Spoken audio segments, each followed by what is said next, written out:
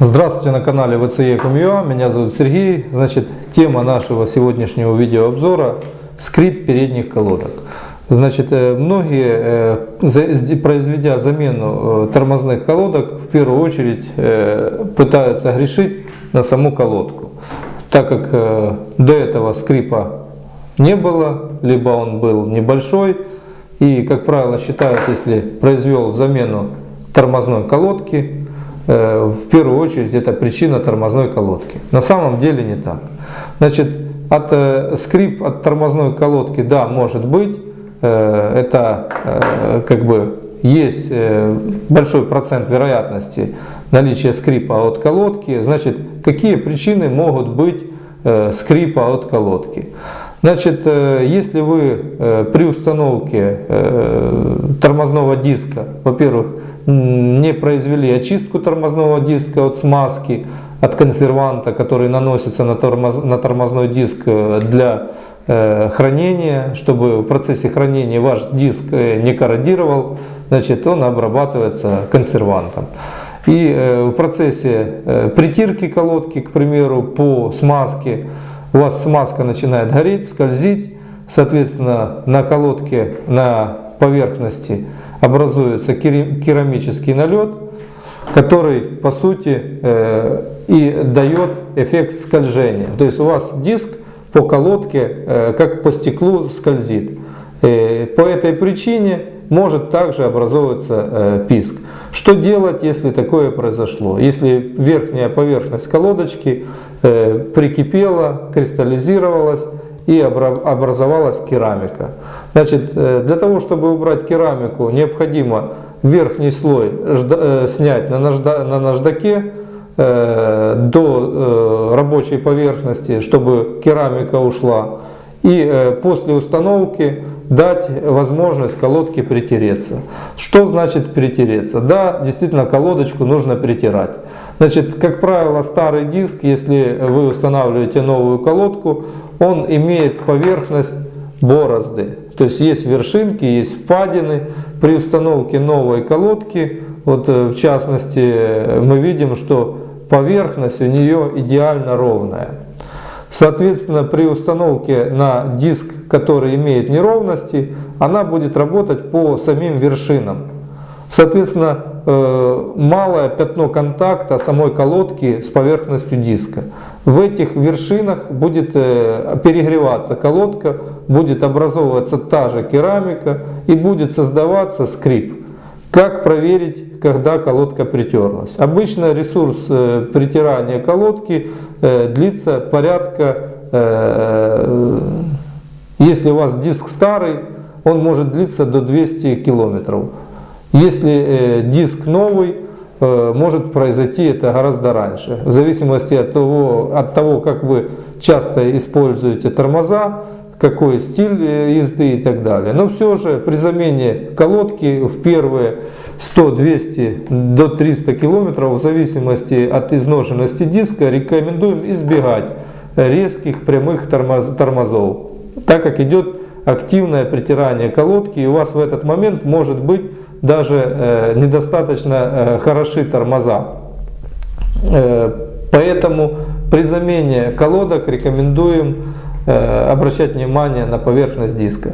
Значит, как правило, конечно же, быстрее притирается новая колодка, новый диск, но если вы установили на старый диск, к примеру, проверка проста. Вы вечером ставите автомобиль, можно на тормозной диск плеснуть немножко воды, до утра ваш диск покроется ржавчиной, утром вы выехали, немножко проехали, притормозили, ваша колодка по диску вытерла те места, где происходит непосредственный контакт.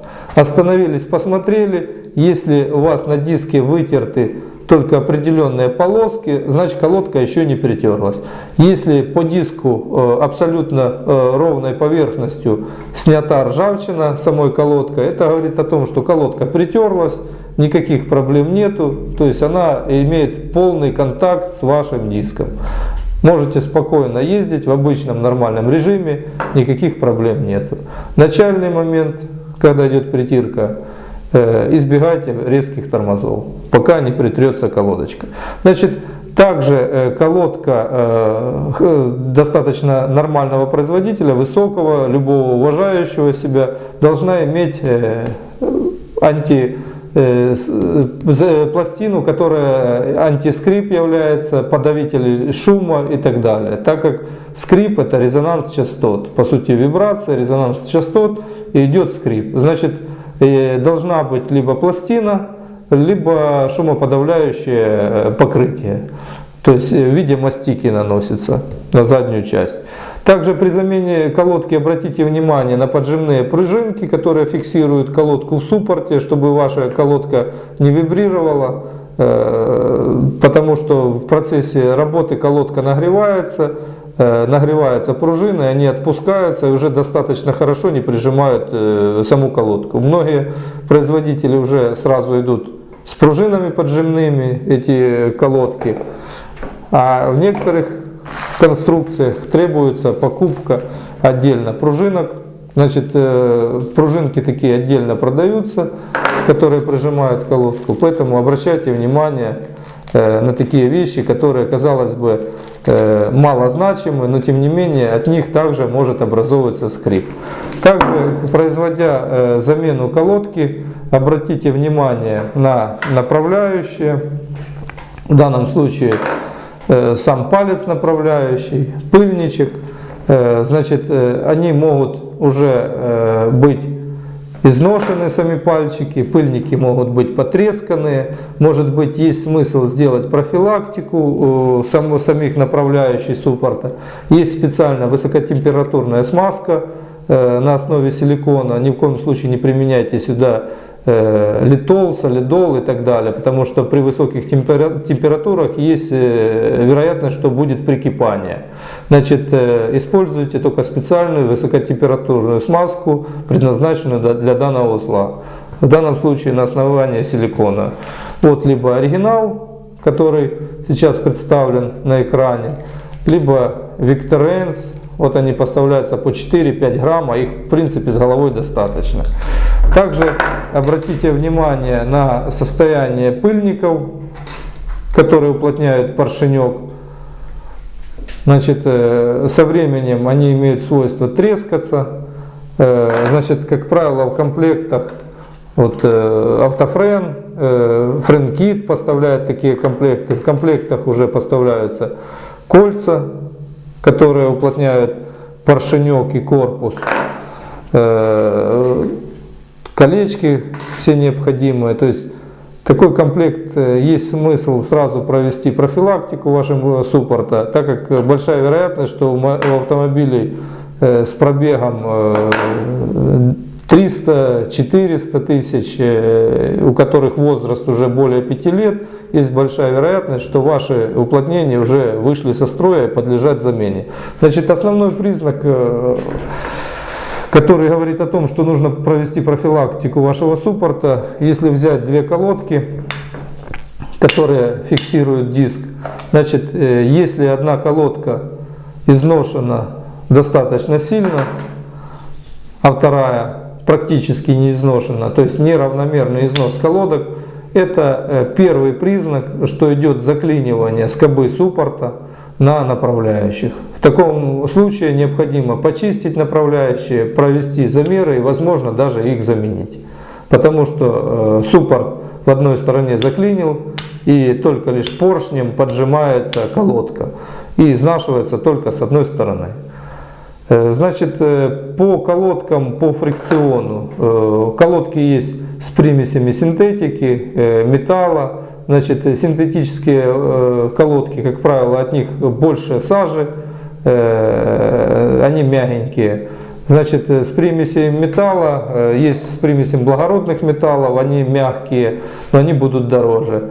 С примесью стали они будут дешевле, нету вкраплений желтеньких металлов. То есть вот в данном случае у нас фирма АТЕ, вот мы видим, что она идет с примесями благородных металлов, такие желтые вкрапления. Значит, такая колодка будет не жесткая, будет мягкая и будет щадяще относиться к вашему тормозному диску. Вот в данном случае колодка фирмы ABE, идут металлические вкрапления металла, стали. Такая колодка будет дешевле, но она будет более жестко изнашивать ваш тормозной диск. Соответственно, делайте выводы. Дешевая колодка, хуже тормоза, меньше держит температурные нагрузки, соответственно, еще и быстрее изнашивает ваш тормозной диск. А это безопасность. Поэтому думайте, на чем экономить. Значит, в принципе все. Кому видео было полезно, ставьте лайки, подписывайтесь на канал, задавайте вопросы, будем отвечать на них. Спасибо огромное, до новых встреч.